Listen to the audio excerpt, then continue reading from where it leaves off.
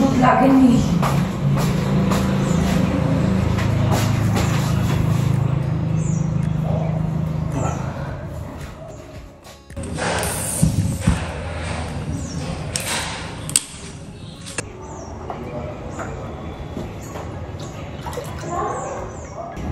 অল্প করে দেবো চা, বেশি দেবো না, ঠিক আছে?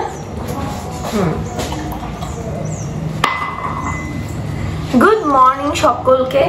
আজ তোমরা সকাল সকালে আমি কি করছি, কয়েকদিনের ব্লগে কোনোদিনই এতটা সকাল সকাল তোমরা আমাকে দেখোনি। ইনফ্যাক্ট সকাল সকাল চাও বানাচ্ছি। তোমাদের বলে রাখি, সকালবেলা দুটো চা খাই আমরা, ঘুম থেকে ওঠার আগে বলতে পারো। সকালবেলা উঠে প্রথম খাই ব্ল্যাক টি, তারপর খাই দুধ চা, তারপরে আমরা উঠি। আর আদারওয়াইজ সকালবেলা যদি জিম যাই তাহলে তার কোনো কথাই নেই, একবারে এসে চা খাই। তো যেদিন যাই না সেদিন সকালবেলা দুটো চা, মানে আমি না খেলে সুদীপ তো খায় আর কি। তো আজকে যাই হোক চাটা আমি প্রিপেয়ার করছি, তার কারণ হলো আমার যে হাউস হেল্পার সে আজকে ছুটিতে আছে, ছুটি নিয়েছে, তার কিছু এমার্জেন্সি কাজ আছে সেই জন্য। তো দেখলাম যে উঠেছি তখন চাটা করি, তাহলে এখন একবার কমপ্লিটলি উঠে যাচ্ছি না। কারণ কি বলতো, একবার উঠে গেলে তারপর সকাল মানে সেইভাবে মানে রেস্ট নেওয়া হয় না।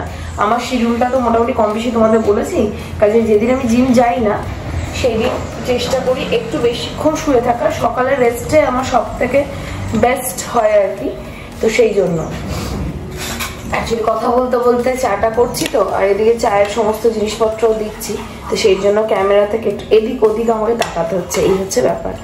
তো যাই হোক সেই জন্যই আর কি দেখলাম উঠেছি তখন চাটা করি। চা খেয়ে হয়তো একটু শোবো, মানে ঘুমোয় না, বাট একটা ওই কি বলে জাস্ট বেডে পড়ে থেকে ল্যাদ খাওয়া, কারণ জানি এরপর আর সুযোগ পাবো না। কারণ উঠে থেকে এত ম্যারাথন চলে আমাদের দুজনের দুরকম, ইউভির মতো করে। তো ও স্কুল থাকে, স্কুল থেকে ফিরে এসে পড়া থাকে, টিউশন থাকে, এইসব নিয়ে। তো যাই হোক ওই জন্য যেদিন যেদিন সুযোগ পাই সেদিন বেডে একটু বেশিক্ষণ পড়ে থাকি। মোটামুটি 9টা সাড়ে 9টার আগে এই শীতের দিনে উঠি না, এই হচ্ছে ব্যাপার। তো সবাইকে আবারও জানাই গুড মর্নিং। আপাতত চাটা বানাই।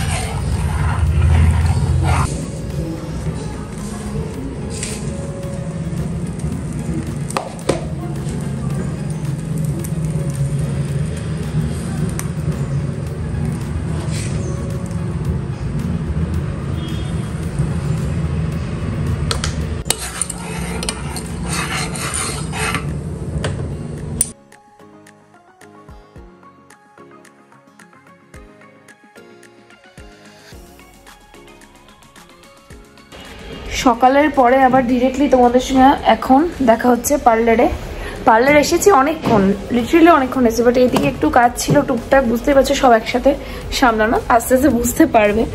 চোখ মুখের যা অবস্থা, একটু হালকা হালকা জ্বরও রয়েছে, কিন্তু যেহেতু সবসময় এসে সময় করে উঠতে পারি না, বা এলেও পার্লার ক্লায়েন্টদের কাজের চাপ থাকে, তো সেই জন্য সবসময় সবটা নিজের হয়ে ওঠে না।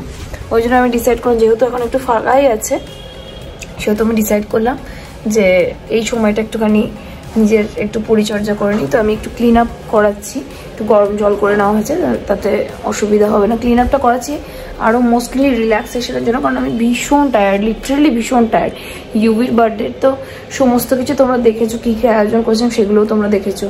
এবার তারপরে গতকাল সমস্ত পিঠে পুলি এগুলো সব করেছি, কালকের ব্লগে সেটা দেখেছো। এবার একা হাতে নিজের সব করা, জোগাড় করার জন্য যদিও আমার বাড়িতে লোক আছে, তবু পুরোটা বাকিটা আমাকে সামলাতে হয়, সেহেতু একটু টায়ার্ড তো হয়েই গেছি।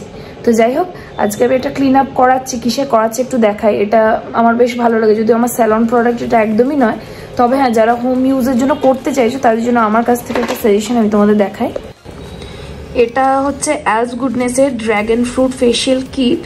এটা আমার স্কিনকে ভীষণ স্যুট করে, খুব কস্ট ফ্রেন্ডলি আর কি, ভীষণ চিপ প্রাইসে, তবে ড্রাই স্কিনের জন্য ভীষণ ভালো, প্লাস স্কিনটাকে এটা ব্রাইটেনও করে। আচ্ছা, এটা তোমরা পেয়ে যেতে পারো purple.com-এ।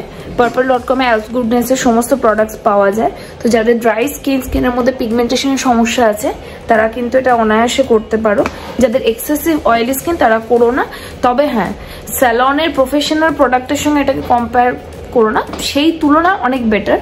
বাট প্রফেশনাল প্রোডাক্টের মানে কাজ আলাদা, কারণ আমরা দু রকম প্রোডাক্ট নিয়ে কাজ করছি, তো সেই জন্য বলে দিলাম। তবে হ্যাঁ, হোম ইউজের জন্য এই ফেশিয়ালটা কিন্তু যথেষ্ট ভালো।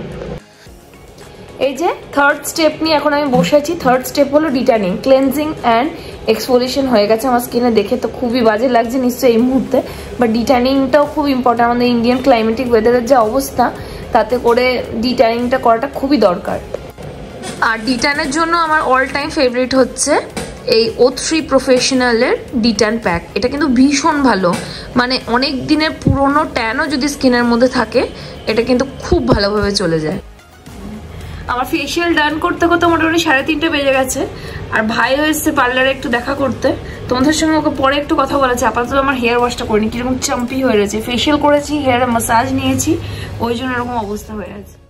তোমাদের বলেছিলাম ভাই আছে, হেয়ারে মাস্কটা লাগিয়ে নিলাম, দিয়ে আজকে ভাই আমার জন্য থালি অর্ডার করে দিয়েছে। এই যে কি খাবো করছিলাম, তো থালি অর্ডার করে দিয়েছে। আমি একা তো খেতে পারবো না, আমার সঙ্গে খেতে বসেছে। ওর যখন কাজ বাজ থাকে না, ফ্রি থাকে, তখন এমনি ভেললে মারতে দেখে, জিজ্ঞেস করে যে দিদি পার্লার ফাঁকা আছিস, কি করতে এসেছিস তাহলে বল আমাকে। আমাকে ভাত খাওয়াতে? কোথা থেকে এটা অর্ডার করেছিস খাবারটা? AM to PM চায়ের চুমুকটা ছিল, এখন AM to PM হয়েছে। আচ্ছা, তোদের থালি খুব ভালো বলেছে ভাই, তো আমি বলে দিচ্ছি আগে ভাই খাবারগুলো বাড়ুক। কি কি দিয়েছে থালির মধ্যে এবং কত কি প্রাইস সেটাও তোমাদের বলবো। আমাদের বোলপুরে অনেক কিছু দিয়েছে বলছে। দেখা খাবারগুলো গরম বেশ, হ্যাঁ ওই জন্যই বলছি। তাহলে মেনুতে রয়েছে এখানে ভাত, আলু পোস্ত, এটা মিক্স ভেজ, শাক, পাপড়, এটা আই থিঙ্ক বেগনি, এখানে রয়েছে ডাল, পায়েস, চাটনি, মাছ। এই টোটাল খাবারটা তোমরা যদি মাছ বাদে নাও তাহলে সেই ক্ষেত্রে তোমরা এটা 140 টাকায় পেয়ে যাবে। মাছ নিয়ে 130 টাকায়। আর শুধু ভেজ থালি হলে কত হবে? 90 রুপিস।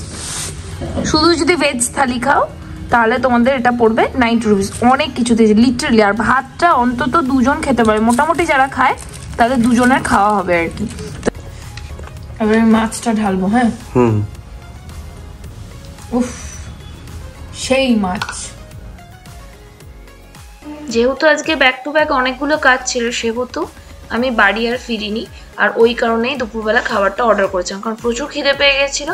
প্রথমে প্ল্যানটা এরকম ছিল না, ভেবেছিলাম বাড়ি ফিরে আবার সন্ধ্যাবেলা পার্লার যাবো, কিন্তু যেহেতু কিছু কাজের প্রেশার ছিল সেই জন্য দেখলাম যেহেতু আমার বাড়ি থেকে পার্লারটা বেশ অনেকটাই ডিস্টেন্স, মানে আমি থাকি প্রান্তিকে আর আমার স্যালনটা হচ্ছে বোলপুর বাঁধকোড়ার কাছে, তো সেই জন্য আমার মনে হয় ওটাই বেটার হবে থেকে যাও।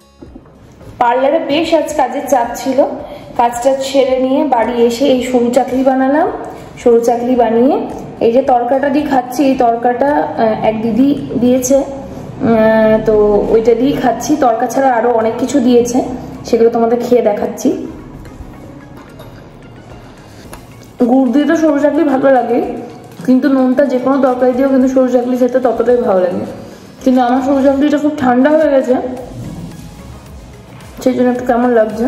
একটু গরম গরম খেতে পারলে ভালো হতো।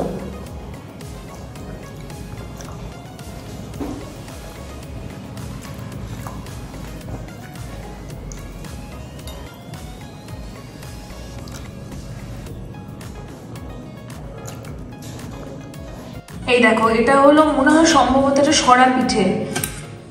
সরাতে পিঠে করে নিয়ে তারপর ওটাকে দুধের মধ্যে মনে হয় ফোটাতে হয়। এটা আমি কোনোদিন করিনি, করে কোনোদিন ট্রাই করে অবশ্যই তোমাদের দেখাবো। আর এই দেখো পাটিসাপটা, এতটা কম কন্টেনার, প্রায় বাটি ভর্তি দিদি পাঠিয়েছিল, কিন্তু আমরা সব খেয়ে নিয়েছি, খেয়ে এটুকু থেকেছে। আর সারাদিন আজকে পার্লারে বেশিরভাগ সময় কাটিয়েছি, তোমাদেরকে যতটা পারলাম দেখানোর চেষ্টা করলাম। ব্লগটা ছোটোর মধ্যে হয়েছে, আস্তে আস্তে আমার লাইফ বা আমার পার্লারের কাজের সম্বন্ধে বা বাড়ির সম্বন্ধে তোমরা একটু একটু করে জানতে পারছো। আর তোমাদের সেটা কেমন লাগছে অবশ্যই জানিও। বিইং আ ওয়ার্কিং ওম্যান, চারিদিক ব্যালেন্স করাটা ইজ ভেরি টাফ, বাট হ্যাঁ ব্যস্ততার মধ্যে থাকি তো ভালো লাগে। তো যাই হোক ব্লগটা এর সাথে শেষ করছি। পেছনে ব্যাকগ্রাউন্ড মিউজিক তো পাচ্ছই তোমরা। যদি ব্লগ থেকে কিছু ভালো লেগে থাকে প্লিজ মেক শিওর চ্যানেলটা সাবস্ক্রাইব করে দাও, ভিডিওটাকে লাইক করো, শেয়ার করো অ্যাজ মেনি অ্যাজ পসিবল নিজের ফ্রেন্ডস নিজের ফ্যামিলির সঙ্গে। চলো দেখা হচ্ছে একটা নতুন ব্লগের সাথে। টিল দেন সবাই খুব ভালো থাকো।